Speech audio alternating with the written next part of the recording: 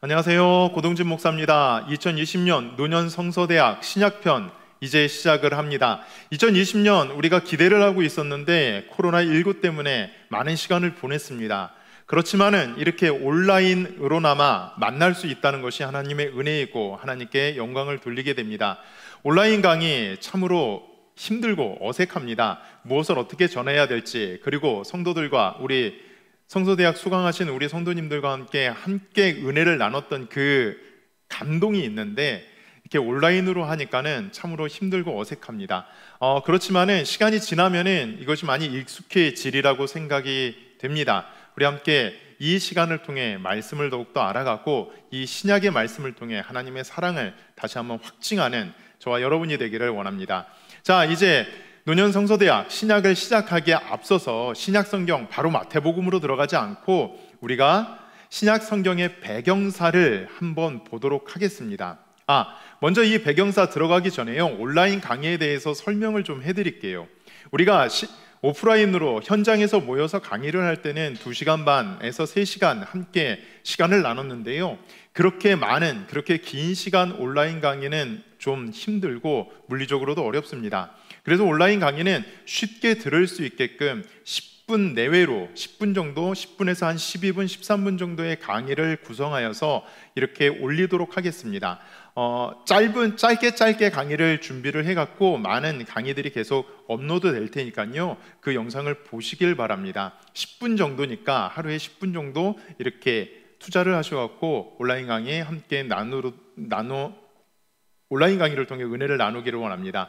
자, 그리고 목사님, 교재는 우리가 어떻게 하나요? 교재를 사야 되나요? 라는 질문을 하셨는데요. 아니요, 이 온라인 강의를 하면서 교재가 굳이 필요할까라는 생각이 들었습니다.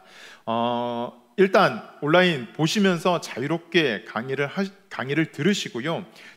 강의 듣기가 이제 힘드시겠다 그러면은 저한테 연락을 주십시오. 이렇게 뒤에 올려드리는 자료들을 제가 각자 보내드리도록 개개인에게 공동 카톡방에서 공유를 하도록 하겠습니다.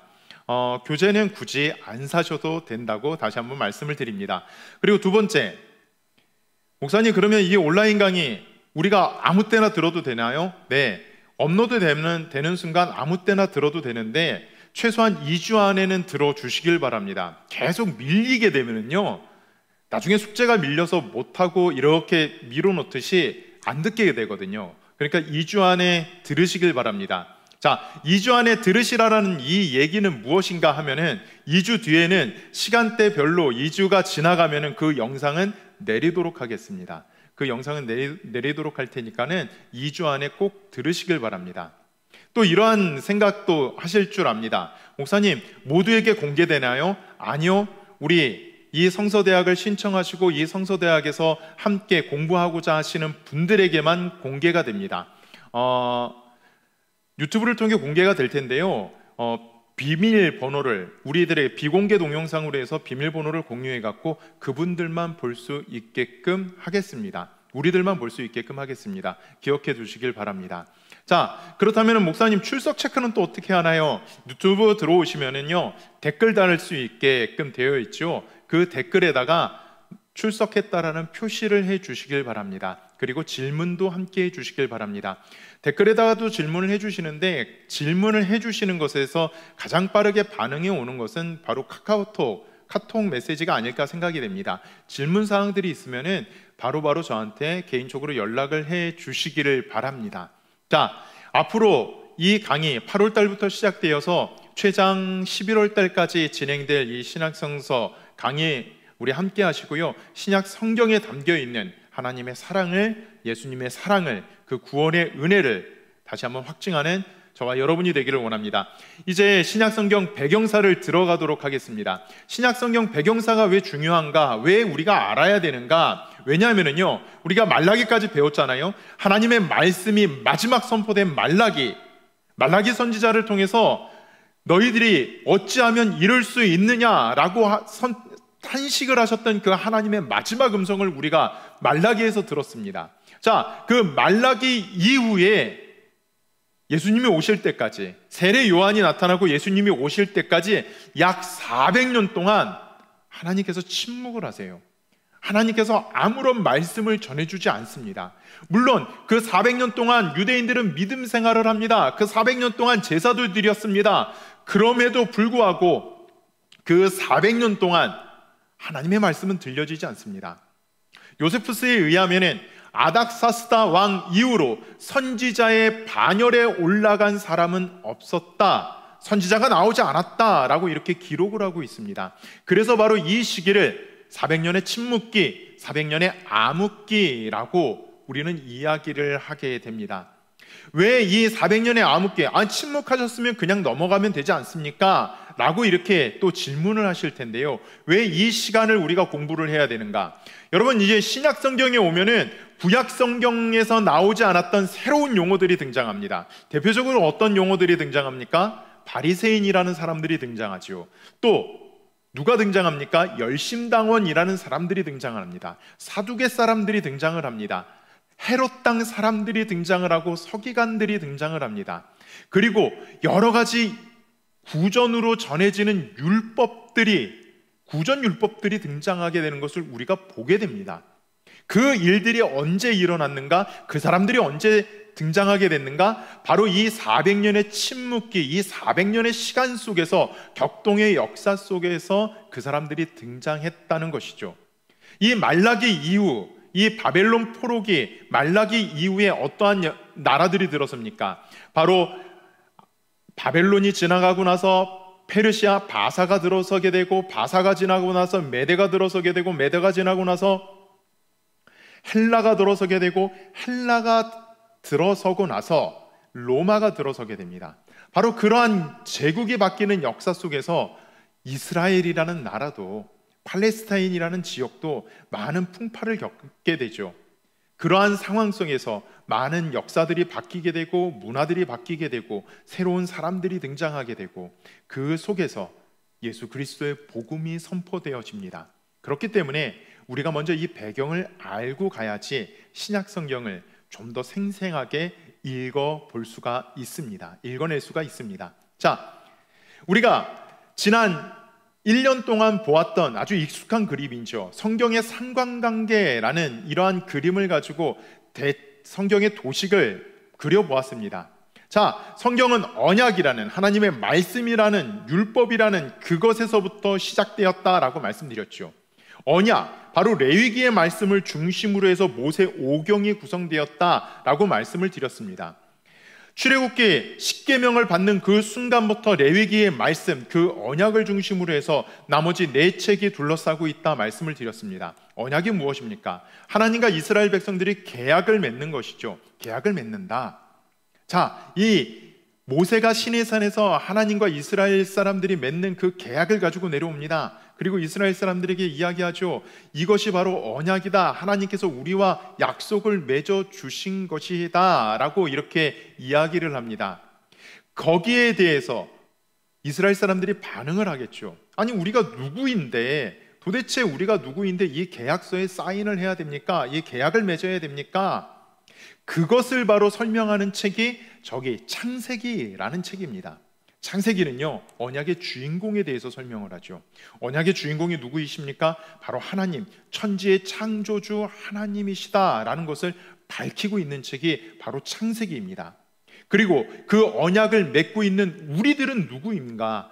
그 창조주와 언약을 맺고 있는 도대체 우리들은 누구인가? 우리가 누구이기에 하나님께서, 창조주 하나님께서 우리와 언약을 맺어주시는가? 라고 설명하는 책이, 우리는 아브라함의 자손이야, 우리는 야곱의 자손이야, 그것을 설명하는 책이, 우리는 아담의 후손이야, 그것을 설명하는 책이 바로 창세기라는 책입니다. 자, 언약의 주인공에 대해서 설명을 했어요. 그렇다면은 계약서, 지금 현대 시대에서도 계약서에 목적이 있죠. 계약서를 맺는 목적이 있습니다. 마찬가지라고 생각을 합니다. 하나님께서 언약을 맺어주셨습니다. 이스라엘 백성과 언약을 맺어주셨습니다. 자, 이 언약의 목적이 무엇인가? 그 언약의 목적을 밝히고 있는 책이 바로 출애굽기라는 책이죠. 출애굽기에서 뭐라고 하나님께서 말씀하십니까? 내가 너희와 언약을 맺을 터인데, 이 언약을 맺는 목적은 너희로 하여금 제사장 나라가 되게 하고 거룩한 백성, 내 자녀가 되게 하기 위함이다 라고 말씀하십니다. 출애굽기 19장에 나오죠. 너희들과 언약을 맺는 것, 너희로 하여금 제사장 나라가 되게 하려고 한다 라고 말씀하십니다. 제사장 나라가 무엇입니까? 제사장 나라, 바로 하나님과 이 죄악된 세상을 이어주는 다리 역할을 하라는 것입니다.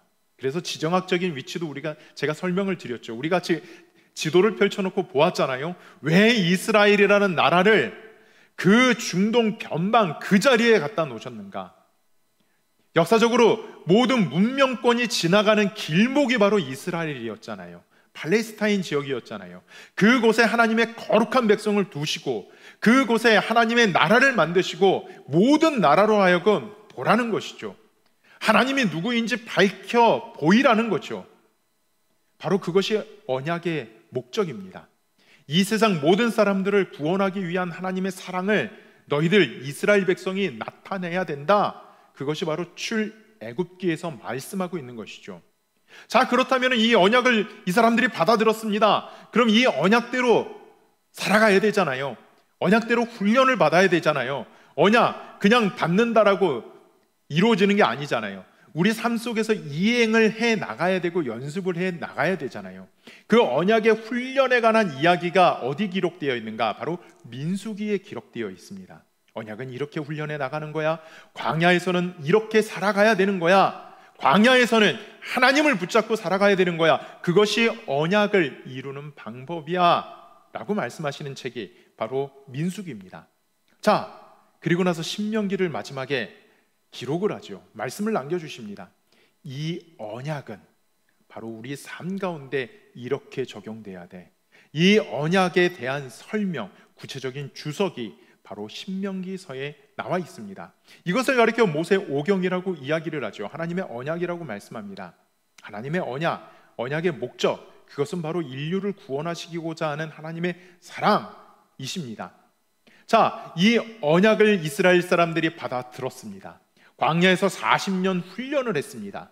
또 언약에 대한 주석서 신명기서도 가지고 있습니다. 그 사람들이 이제 하나님께서 약속하신 가나안 땅에서 어떻게 살아가고 있는가, 언약에 대해서 어떻게 반응을 하고 있는가, 어떻게 삶 가운데 나타내고 있는가, 그것을 기록한 책이 바로 역사서입니다. 여호수아, 사사기, 룻기, 사무엘 상하, 열왕기 상하, 이런 역사서들을 통해서 어떻게 하나님의 언약에 대해서 이스라엘 사람들이 반응을 하고 있는지 말씀해 주고 있죠. 자, 그렇다면 그 반응이 나왔습니다. 그 반응이 나왔는데 예언서가 또 기록되어 있죠. 이 예언서는 어떠한 책입니까? 언약, 이 반응에 대해서 경고를 하시는 거예요. 우리들이 언약을 가지고 이스라엘 백성들이 살아가는데 그것에 대해서 하나님께서 보시고 경고를 하십니다. 언약대로 살아야 돼. 하나님의 백성처럼 살아가야 돼 라고 말씀하시는 책이 우리가 보았던 예언서의 말씀들입니다. 그리고 이제 시가서는 어떠한 책인가? 이 역사서, 예언서는 민족 전체, 나라 전체를 이야기한 책이라면 시가서는 개인의 삶입니다. 개인의 삶. 내가 하나님의 말씀을 받아들은 개인이 삶 속에서 어떻게 살아가야 되는지 몸부림치면서 써내려간 신앙 고백이 바로 시가서라는 거죠. 시편이라는 책이죠. 잠언이라는 책이죠. 욥기라는 책이죠. 이 삶 속에서, 이 세상 속에서 하나님의 말씀을 가지고 씨름을 하며 기록한 책, 하나님 앞에 응답한 책이 바로 시가서라는 책입니다. 자, 이런 책들이 구약이라고 말씀을 드렸습니다. 하나님의 사랑, 하나님의 언약, 그리고 그 사랑을 나타내는 민족 이스라엘. 그런데 어떻게 되죠? 언약의 당사자였던 이스라엘 백성들, 그 언약의 온전한 실행자가 되지 못합니다. 실패를 하죠. 그리고 중간기라는 시간을 보내게 됩니다. 말라기서에 보면은요, 돌아온 이스라엘 공동체가 하나님 앞에 참으로 불성실한 모습을 보이는 것이 나옵니다. 말라기서 짧으니까 한번 읽어보시죠. 하나님이 가슴을 치면서 이야기합니다. 너희들 어찌하여 나에게 이러느냐? 너희들 어찌하여 나에게 이러느냐? 너희들이 드리는 제물, 너희들을 다스리고 있는 저 이방 총독에게 가지고 가봐라. 기뻐 받아주나. 너희들 왜 그러느냐? 왜 진실되게 신앙생활하지 못하느냐? 그때 이스라엘 백성들 뭐라고 반응합니까? 저희가 언제 그랬나요? 저희가 몰려 우리 예배 잘 드리고 있지 않습니까? 이만하면 되지 않습니까? 70년의 포로기 동안 그렇게 갈구하던 예배를 드리지만 형식적으로 변한 유대 백성들, 포로 귀한 공동체들, 하나님의 마음을 전혀 모르는 그 포로 귀한 공동체들. 그래서 말라기서 마지막에 하나님께서 뭐라고 말씀하십니까? 마음과 마음이 이어질 때까지, 내 마음과 너희들의 마음이 이어질 때까지 나는 나타나지 아니하리라. 그리고 입을 닫으십니다. 그것이 중간기입니다. 중간기 400년이 지나갑니다. 그리고 중간기 400년이 지나가 이제 하나님 앞에 그들의 마음이 연결되는 분위기가 무르익습니다. 사도 바울의 표현대로, 갈라디아서 4장의 표현대로 때가 찼습니다. 때가 무르익었습니다. 그리고 하나님의 말씀이 전해집니다. 그것이 바로 복음서의 말씀이고, 언약에 대한, 새 언약에 대한 응답이 나오는 것이 복음서의 말씀입니다.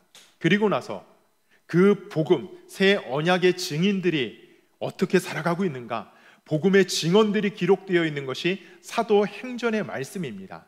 그리고 새 언약에 대한 해설, 새 언약, 예수 그리스도를 통한 그 새 언약에 대한 해설이 나와 있는 책이 바로 신약성경의 서신서죠. 그리고 마지막 요한계시록이 결론의 말씀이죠. 하나님 사랑의 결론의 말씀이 요한계시록입니다. 밝히 보여주는 말씀, 장차 올 새하늘과 새 땅을 밝히 보여주는 말씀으로, 승리의 말씀으로 성경이 맺어지고 있습니다.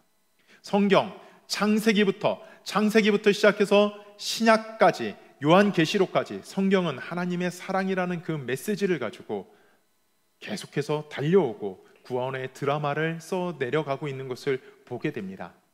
이제 우리가 신약을 통해 하나님의 구원의 역사가 어떻게 이루어졌는지, 그리고 그 구원의 역사가 어떻게 완성되고 있고 완성되었고 우리 복음의 증인들이 어떻게 살아가고 있는지 함께 은혜를 나누고자 합니다. 자, 우리 성경과 역사의 상관관계, 이것들을 보기 위해서는, 성경을 보기 위해서는 배경이 중요하다고 말씀드렸죠. 지금 신약 성경 배경사를 하고 있는 이유도 그거죠. 신약 성경 배경을 이야기할 때, 성경의 배경을 이야기할 때 주변의 주요 강대국들, 아주 힘이 세었고 성경에 지대한 영향을 미쳤던 나라들을 함께 보아야 된다라고 말씀드렸습니다. 이 그림도 기억하실 것입니다.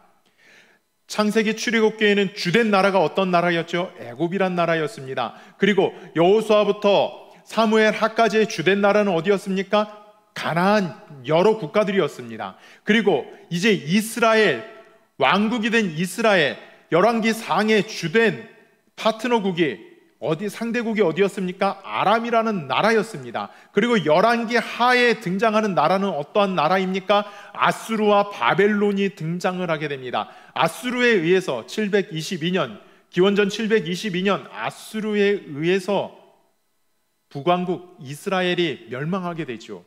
그리고 열왕기 하에 나오는 바벨론에 의해서 남왕국 유다까지, BC 539년 남왕국 유다까지 멸망하게 됩니다. 그리고 나서 다니엘이 바벨론으로 포로로 잡혀가죠. 에스겔이 포로로 잡혀가죠. 그리고 나서 페르시아라는 나라가 들어섭니다. 고레스라는 왕이 이스라엘 민족들을 돌려보냅니다. 그러면서 포로 귀환 공동체의 역사가 시작되죠. 그 포로 귀환 공동체의 역사를 서술한 역사서가 어떠한 책들입니까? 에스라, 느헤미야라는 책입니다. 그리고 귀환하지 못한 사람들의 이야기가 기록되어 있는 책이 에스더라는 책이죠. 그리고 나서 헬라 시대가 접어듭니다. 이 헬라 시대에는 보시듯이 아무런 성경 말씀도, 하나님의 말씀이 기록되어 있지 않습니다. 바로 이 시기를 침묵기라고 말씀을 하고 있습니다. 말라기 이후에 신약 성경 마태복음이 나올 때까지, 예수님이 등장할 때까지 하나님이 침묵하신 시간이죠. 그런데 이 침묵하신 시간, 하나님이 정말 침묵만 하고 계셨을까요? 아니요. 하나님께서는 예수님이 오시는 그 길을 준비하고 계셨습니다. 아니, 준비케 하셨습니다. 복음이 들어갈 수 있게끔 분위기가 무르익게 하나님이 만들어 놓으셨습니다. 많은 나라들이 지나가게 하시고 많은 강대국들이 지나가게 하시고 로마라는 나라가 들어서게 함으로써 하나님의 복음이 증거되도록 준비시키셨습니다. 그 가운데의 역사를 이제 함께 나누고자 하겠습니다. 이제 우리 함께 은혜를 나눌 텐데요, 기대하시면서 성경 말씀 한 구절 한 구절 읽어 나가시길 바랍니다. 이 강의만 듣지 마시고요, 꼭 성경책을 읽으셔야 됩니다. 꼭 성경책을 읽으시면서 하나님의 은혜를 나누기를 원합니다. 이번 강의는 여기서 마치도록 하겠습니다. 감사합니다.